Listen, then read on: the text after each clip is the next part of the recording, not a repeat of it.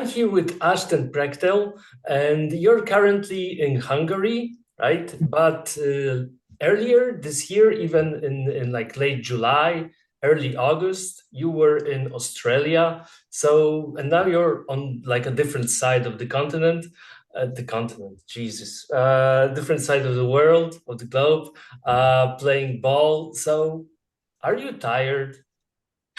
Um, yeah, a little bit. But also I've had a couple of weeks off in between, like when I was done in Australia. So I mean, I feel good right now. We had a game last night, so I'm tired more from that, than anything. But I have a really good time traveling and playing, so I'm really grateful to, be able to play right now. Okay, and going through your career, you graduated in 2023. Then we have New Zealand, France, Australia, and now Hungary. So, where does that hunger to play professional ball come from? It's something I've wanted to play professionally for a while.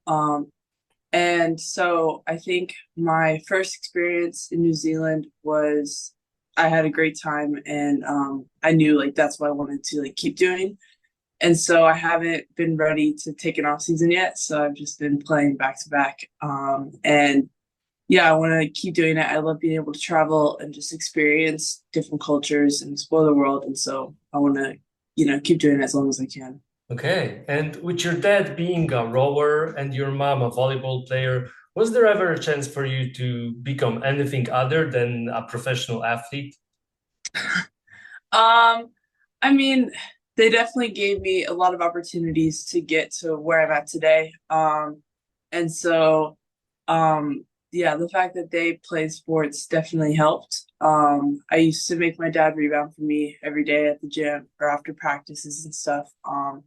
And so they definitely played a big role in why I'm, able to play the way I am today. And how did you get into basketball specifically as the sport that was like what you wanted to do in life? When I was young, I played like every sport that I could, and basketball was the one that really stuck with me, the one that I liked the most. I always really looked forward to going to camps and like just playing for different teams, and so I really, really liked it from a young age. And so even though I was playing a lot of other sports, basketball was kind of the one that was consistent all the way through. Okay, and are your beginnings when it comes to basketball very cliche-like? So you were tall and the coach noticed you and asked you to come to practice, or did you come like on your own? Did you go on your own to Um, practice? well, I probably started when I was like 8, and so or younger than that. But my mom actually created a youth league for like our local area, and so that's kind of how I started playing on teams. And then after that, I just kept playing. So I Okay. was tall, but I was my parents were putting me into those leagues. And how did your parents guide you through the early stages of being an athlete? Because you said that your father rebounded for you, right? Did they give you like any specific exercises to make certain muscle groups stronger for the sport or something like that? No, my dad Okay. knows, like, he knew nothing about basketball when I was growing up. They were just when I was young, they were just very supportive of me, and there was no pressure to do anything. It was like I was tall, I was uncoordinated, like, I wasn't good when I was little. It wasn't until I got older that, like, it wasn't until like high school where I would bring my dad and have him rebound for me. And so it was just while I was growing up, they were very supportive. They kept me involved in sports. And it was just something that I really liked and wanted to be a part of. Okay. And in the early scouting reports, they point out that even though you're 6'5", so you're a typical big when you were 18, you can also dribble and shoot the free. And why did you decide to focus on these aspects of the game? Was it to stand out, like from the rest, separate yourself from the rest, Um, or did it come organically?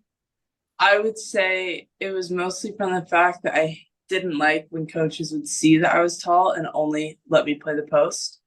And so I was kind of like, in a sense, wanted to rebel against that. And so that's why I started shooting. And then I also had a club coach who wanted us to be able to play all positions. And so he also really helped me work on my dribbling and my shooting. And I think that's where it started to separate itself. Okay. And where did your shooting technique come from? Where the most of the shot is being handled by the right hand? I don't know. That just developed over time. I don't think I put that much thought into it. It's just, I put in enough reps and now that's how it goes. Okay, okay. And you were a five-star talent in high school. That's a lot of pressure for somebody so young. How much pressure was it while being a teenager? And I'm sorry for my dog. She's singing this So thing, good. the thing that Um, she does. I wouldn't say that I felt that much pressure. It was really cool to me. And I, like at certain points, I didn't necessarily believe that that was the case. Like, I always thought that everyone else must be working, doing all this stuff. And so that I was trying to put in as much work as I could. And so, like, I would make my dad rebound for me every single day after volleyball practice, after basketball practice. And I was in the gym as much as I could. And so it turned out like that not everyone else is doing that. And so I didn't necessarily feel the pressure, but I was still putting in like extra hours and extra time, and that's kind of what got me there. Okay, and were you expected to perform more on the court? Was there more expected of you when it came to games? I mean, it was never expressed to me that way, no. So I mean, maybe that's how some people felt, but that's also kind of just the roles that I had in on my high school team or even in AAU. It's more spread out anyway, so I never felt a direct pressure like you have to score, you have to do all this. Okay. And when you were in high school, you were recruited by UCLA, Texas, and Stanford. You were probably recruited by more schools, right? But you've like narrowed the choice down between those three. Why these three?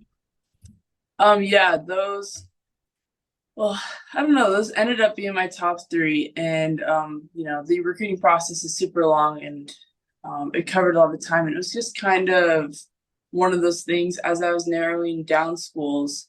Those three stood out to me. They're all three good universities. I liked the fact that UCLA and Stanford were both in the Pac-12, which meant we would come home and play Colorado. Um, and also, they were all three really good basketball programs at that time. And so, yeah, they just kind of, as I was narrowing it down, those three were kind of just always in the mix. And then I ended up choosing Stanford. Okay. And when you enter Stanford, you're obviously a student athlete, right? So which part of being a student athlete was more enjoyable for you, being a student or being an athlete? And the fact that you made like the Pac-12 honor roll Yeah. twice speaks like about I'm guessing that probably being a student was more enjoyable. Um, I would say not necessarily either Okay. one stood out more. I think it was nice to have both because it brought just balance. Because I think if it was just basketball, it would have been hard with that be my only focus. And same if it was just school and that was all I had to focus on, I would probably have hated it. And so having both and also my teammates and the community there was the main I don't think the main things I enjoyed the most. And so definitely the balance because if it was just either one, it would have been a lot harder, I think. Okay. And what did you major in, if I may ask? Yeah, my major was in management, science, and engineering, and my focus was on finance and decision. And so I actually graduated with my undergraduate in that, and then also my master's in the same thing, with a focus on technology and entrepreneurship.